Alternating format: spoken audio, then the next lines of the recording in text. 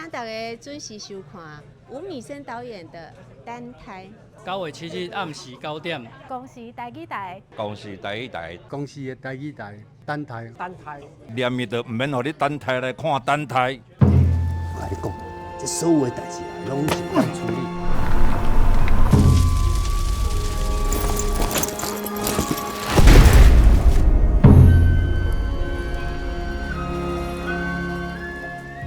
设计这个角色的时候，都和木村。1947年的时候，他大概19岁。那1947、1967、1987，伊拢拄着一个查某囡仔。咱较早敢有熟识？你要相信我无？我相信你啊。咱是伫你的未来熟识的。好像是同一个人，可是又不同一个人。你阁会记得我，对不？他像是一个从未来来的人，所以你可以把它看成是一个穿越剧，你也可以把它看成一个历史剧。这个故事，它从这个角色的20岁到40岁到60岁，我是从不到40岁的时间写的，写到现在已经快不到60岁了，但快接近。为什么说是跟角色一直变老？就是它是经过一定的生命的那种品质去酝酿出来的一个作品。先生，伫未来，咱特别介意给你写迄件去，也是写什么？敢能一天变甲乖张离去，变成一堆无要无紧的感觉，才受伤。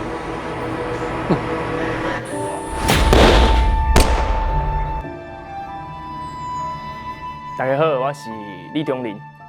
我伫咧单台内底演的是木村。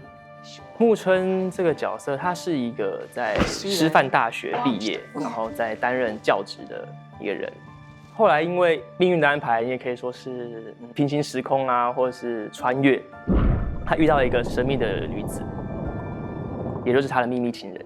这整个故事就是在讲述他跟这个秘密情人，他们这60年间的爱情的回圈。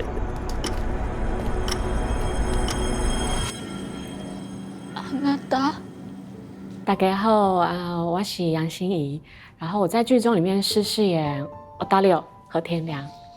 他有1947年、1967年和1987年。他其实是一个日本人，那时候在一个小密室里面，那是他第一次遇见17岁的木村。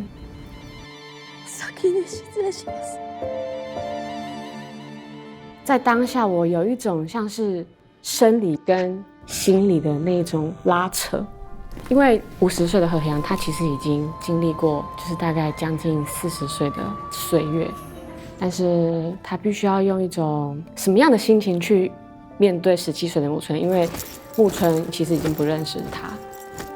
年轻的木村还没有任何的记忆，就是看到他就觉得，似曾相识，但是又有点困惑，他为什么要用这个眼神看着我？我等你就久啊！我觉得那种心情是有一种很像沉在一种很巨大的悲哀。